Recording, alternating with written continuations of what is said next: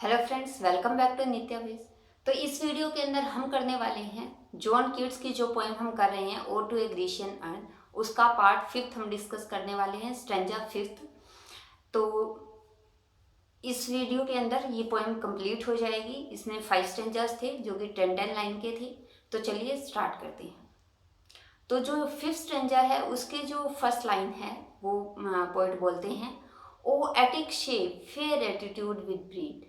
कहते O Attic shape.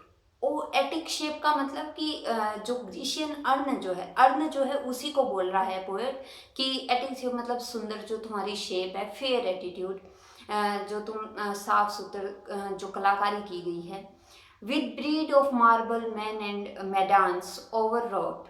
और कहते हैं कि जो अति व्यग्र जो मैन मतलब आदमी और जो महिलाएं जो इसमें तुम्हारे ऊपर जो दिखाई गई हैं, with forest branches and the trodden weed. और कहते हैं कि जो जंगल की जो ब्रांचेस, पेड़ों की जंगलों की जो लताएं दिखाई गई है, ब्रांचेस दिखाई गई है, पेड़ों की शाखाएं दिखाई गई है, एंड द ट्रोडन वीड। और कहते हैं ट्रोड वीड होता है मतलब ऐसे बीज जो कि पैरों के नीचे कुचल दिए गए हों। Thou silent form those teasers out of thought। और कहते हैं कि जो तुम्हारा दाउ मतलब ग्रीशियन अन्न की बात हो रही है, उसको बोल रहा है, अन्न को पोइट बोल रहा है कि हे अन्न, साइलेंट फॉर्म, तुम्हारा जो ये साइलेंट फॉर्म है, तुम बिना कुछ बोले बोल जाते हो इतना कुछ। Thou dost tease us out of thought, ये हमें हमारे मतलब जो हमारे जो विचार है उससे कहीं दूर हमें सोचने के लिए ये मजबूर करता है, ये हमारी सोच को असीमित करता है। एज रोज एटर्निटी। और कहते हैं कि जो तुम्हारा जो अनंत काल है, मतलब तुम कब कितने पुराने समय से बने हो और अभी तक हो, कितने भविष्य तक बने रहोगे। कोल्ड पेस्टोरल, यहाँ ये चीज़ भी अर्ण को ही बोली गई है। कोल्ड पेस्टोरल, पेस्टोरल होता है ग्रामीण जो क्षेत्र होता है, ग्रामीण जो भूमि होती है उसको बोला जाता है पेस्टोरल, जो खेत खलिहान का जो होता है। तो कोल्ड मतलब ठंडा, कि ये ठंडे पेस्टोरल या ग्रामीण भूमि वाले अर्ण के बारे में बोला गया, क्योंकि उसमें इसी तरह की लोकेशंस दिखाई गई है ना, जिसमें पेड़ हैं, पत्तियां हैं।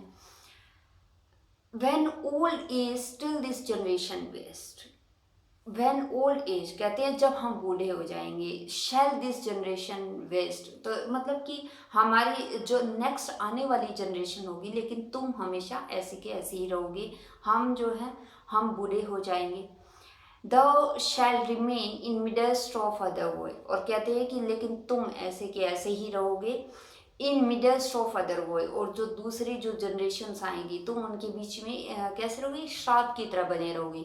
श्राप क्यों कहा गया, क्योंकि जो अर्थ है उसको क्या माना जाता है, मृत्यु लोक की, मतलब यहाँ जो आता है वो समय, एक समय सीमा के बाद चला जाता है, उसका अस्तित्व खत्म हो जाता है। लेकिन तुम्हारा अस्तित्व पहले भी बना हुआ था, अभी भी तुम हो और आगे भी तुम बने रहोगे। तो तुम्हारा अस्तित्व खत्म नहीं होगा, तुम देखते ही जाओगे, जनरेशन आती जाएंगी, बूढ़े होते जाएंगे, दूसरी जनरेशन आती जाएगी। और ये क्या है, ये इतना जो लंबा जीवन है उसे पोएट ने एक तरह से श्राप ही बोला है। That ours a friend to man to whom thou say'st. और कहते हैं कि जो तुमने हमें कहा है, ए फ्रेंड टू मैन, की जैसे एक दोस्त की तरह जो उपदेश तुमने हमें दिए हैं तुम आगे भी दोगे। Beauty is truth, truth beauty. और कहते हैं क्या क्या क्या तुम संदेश दोगे, क्या उपदेश तुम दे रहे हो, क्या संदेश तुम दे रहे हो। ब्यूटी इज, सुंदरता ही सच है, एंड ट्रूथ ब्यूटी, और जो सच है वही सुंदरता है।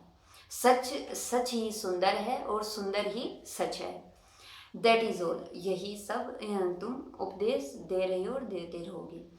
ये know on earth and all ये नीड टू नो। और कहते हैं कि यही इस धरती पर रहने वाले जीवों को या रहने वाले लोगों को समझना है और यही सब कुछ जानना है कि जो सच है वही खूबसूरत है और जो खूबसूरत है वो सच है। तो ये एक बड़ी ही खूबसूरत सी पोएम जॉन कीट्स ने लिखी है, odd on A Grecian earn. तो ये ओड लिखा गया है, एक अर्न के ऊपर ही लिखा है। और अन्न के ऊपर जो चित्रकारी की गई है उसके ऊपर ये उन्होंने लिखा था, अन्न के ऊपर ये पोएम लिखी है। और ओड के अंदर यही होता है कि जो ओड में पोएट लिखता है तो इस तरह से लिखता है मानो किसी दूसरे से बात कर रहा हो।